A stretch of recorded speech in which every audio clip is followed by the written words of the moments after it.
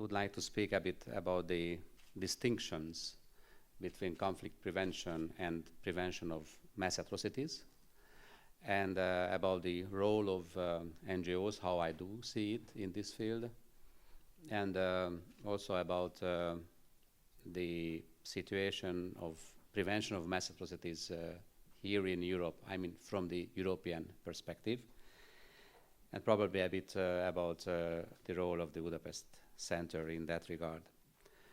So it will be more theoretical and a bit practical, but not focusing on some concrete geographical situation.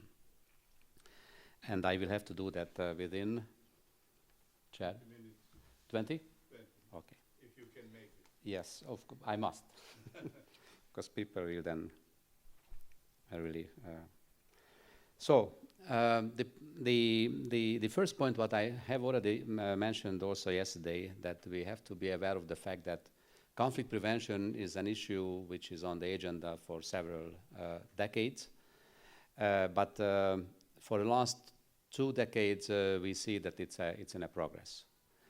The mass atrocities prevention is just for some years. Of course, prevention of genocide is on the agenda since decades, since more than 50 years. But the mass atrocities as a prevention, it's just an upcoming trend here in Europe and also in the world. And it's a bit lagging behind the prevention of conflict. So one of our first tasks is that we have to be able to prove to the experts, to the policymakers, what is the difference between conflict prevention and prevention of mass atrocities. And we need to note that the mass atrocities prevention has a very specific objective.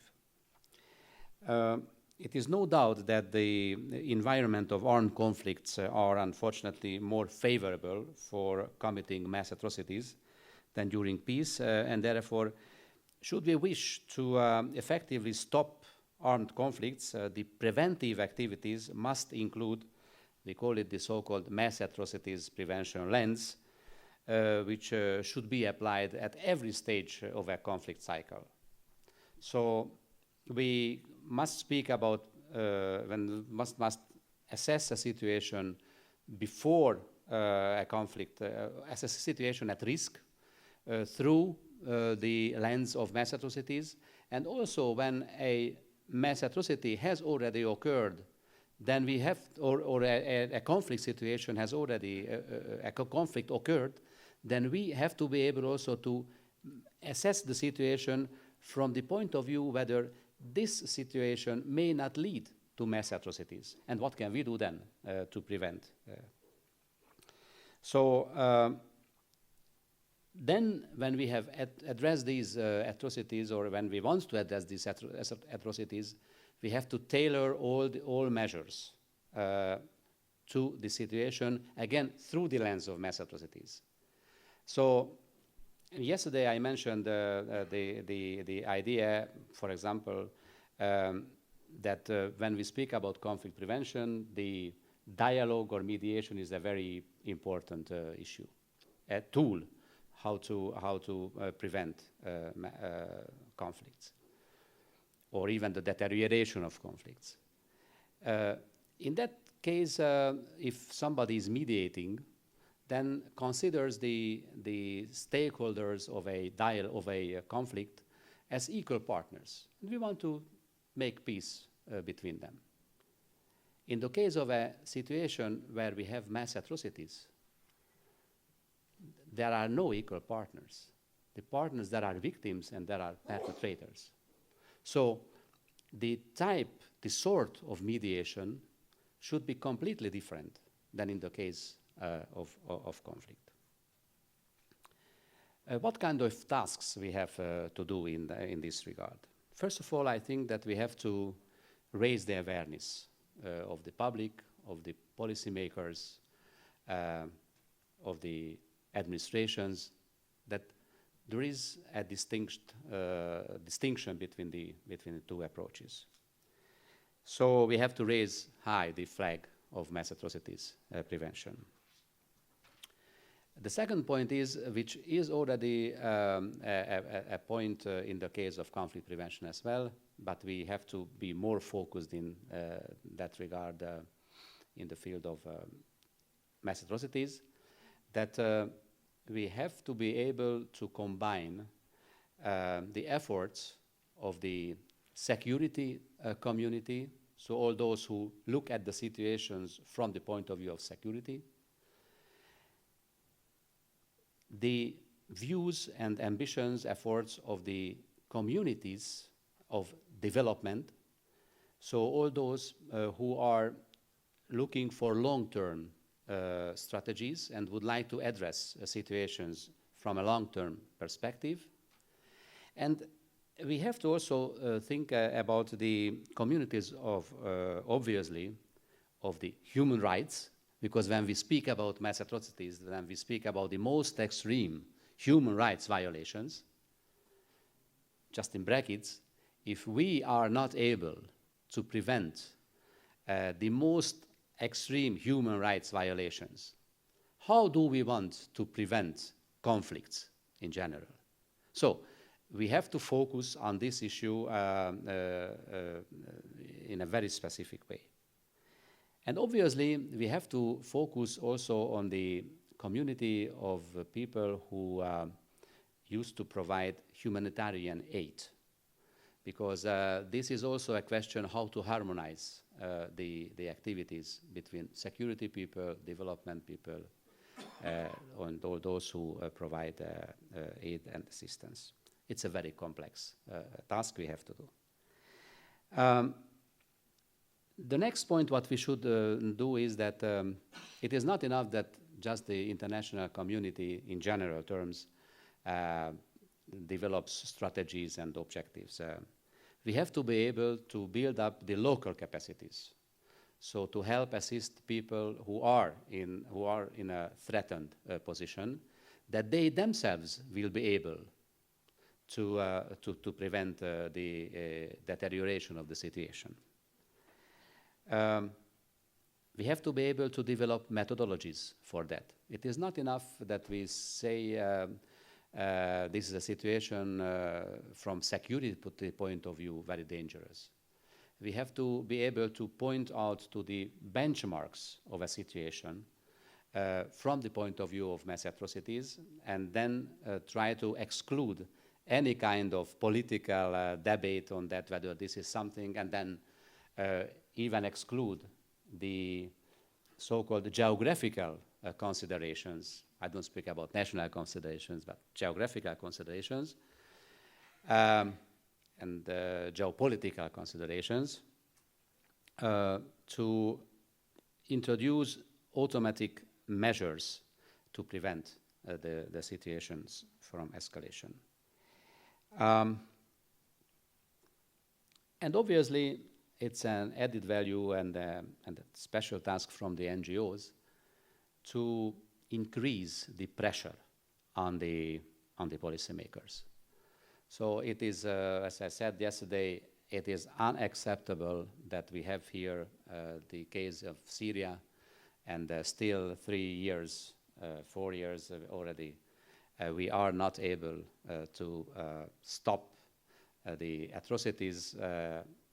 We can clearly say mass atrocities. I wouldn't call it genocide because it's a bit early, but I'm just calling your attention to the fact that there are minorities threatened, there are minorities killed, and we don't know how it will develop.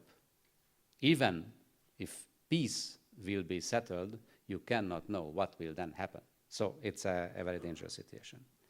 So the NGOs, the role of NGOs is that we have to contribute to carrying out these tasks. We have to exert pressure on policymakers. We have to encourage the administrations to apply these mass atrocities lens when they prepare their policy making decisions, and then enhance the cooperation of the community of mass atrocities. As you said just before, we have to be able to first of all, to exchange views, to exchange information, to promote this, to avoid the applications, to be able to focus on the hotspots and on the situations being at risk. And then we have to be able to also harmonize our activities. So one of the lessons learned is that, for example, speaking about the European Union member states, or even about European Union, the institutions within the European Union, the Council Secretariat or the External Action Service or the European Commission, they sometimes make very separated activities and actions without harmonizing their activities. We have to integrate those ambitions and those efforts. Also member states.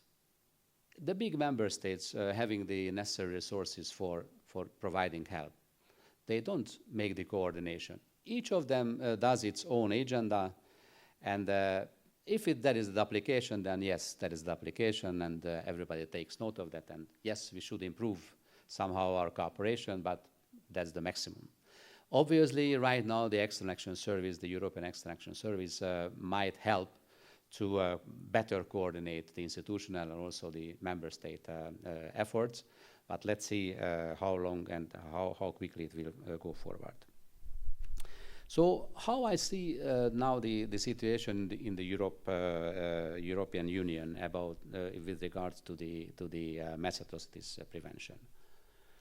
First of all, I must tell you that the conflict prevention issue, what I was in charge for several years within the EU, in the Council Secretariat, did not advance to that extent and to that pace, what as I myself imagined after the External Action Service has been established. The subject of conflict prevention, obviously, at a political level, is high on the agenda, but in the reality, the steps forward are rather slow. Nevertheless, I must underline that there are ongoing efforts in the field of early warning. And right now, one of the structures of the External Action Service has developed a specific or improved the available early warning system, and they are going also to prepare some pilot projects in the field of early warning, where they also apply some benchmarks, some indicators of mass atrocities. So their view, and the European External Action Service view, is that the mass atrocities belong to the conflict prevention. Our view is different.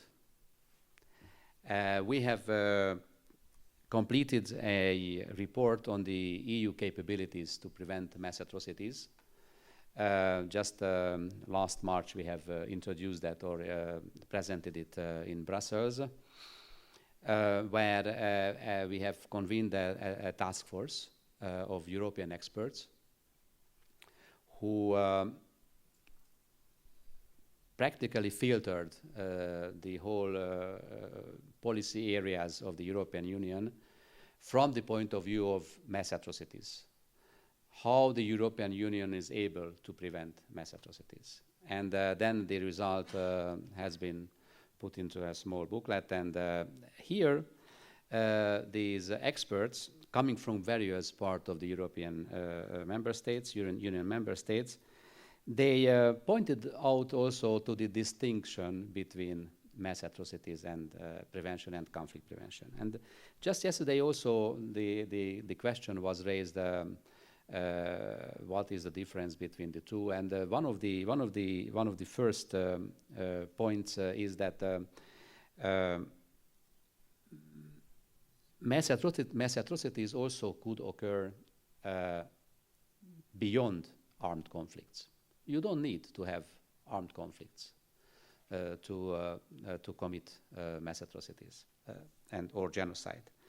So we can state that there is a declining trend that mass atrocities have been committed during war and armed conflicts. Before, that was the proportion was about 30% of the conflict of the mass atrocities have been committed during armed conflicts. Right now, in the last 1-2 decades, we speak about 15%.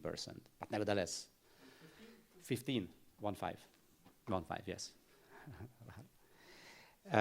So, and example, we could say that, for example, the genocide in Cambodia, the killings and the disappearances in Argentina and Chile in the 80s, the massacres in Zimbabwe in the 80s, the killings in East Timor, so also the Andijan massacre in Uzbekistan in 2005.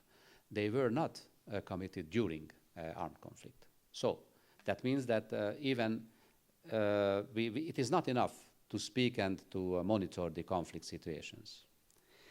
The second point is that while the conflicts, the armed conflicts, might be lawful, so they might have legitimate reasons. Mass atrocities do not have any legitimate reason. So that means that we have to, again, separately look at the situations. The third point is that when the conflict prevention has failed, so we were not able to prevent conflicts, then still you are able and you must be able to prevent mass atrocities. So in the case of the European Union, the structure is that there is a so-called conflict prevention unit, which is mainly responsible for the methodology and for providing coordination between the various structures of the EU institutions, or right now External Action Service. But when the conflict occurs, then there is a so-called crisis management Directorate General, which then starts handling the issue from a different point of view. And nobody is then responsible for the mass atrocities. So the conflict prevention unit gets out of the business, and the crisis management enters into business, but from the point of view of crisis. And then the last point is, which is just as a consequence of the previous ideas, that you have to be able to monitor the situation from different point of view. In the case of mass atrocities or conflict prevention, just an example, in the case of conflict prevention, it's enough if you monitor or if you assess the situation about the let's say so, military and ruling parties. What is the relationship? What is the role of the police within a country? How active they are? In the case of mass atrocities, you have to think about the possible conflict between sects, religious sects, between the military and the sect, between the ruling parties and the sect. How the ruling parties relate to the minorities, whether there was any kind of mass atrocities before, what kind of rules the governments have in their hands to prevent mass atrocities, not the conflict, the extreme human rights violations. So I was warned by Mark that I must stop. I saw on your face that I cannot. I wanted to go a bit farther, but as any of us, I am not able to do that. I just wanted to say one more thing that there is a progress still within the European Union institutions. There is a resolution of the European Parliament which has been adopted just last April, and is about the responsibility to protect, which is actually handling the 4 mass atrocity crimes, and that gives us a hope that the whole process of the mass atrocities lens and prevention will be taken forward in the EU. Our center, the Budapest Center, I must assure you that will do its utmost that this subject will be promoted and will be taken forward, and we do our best. Thank you very much.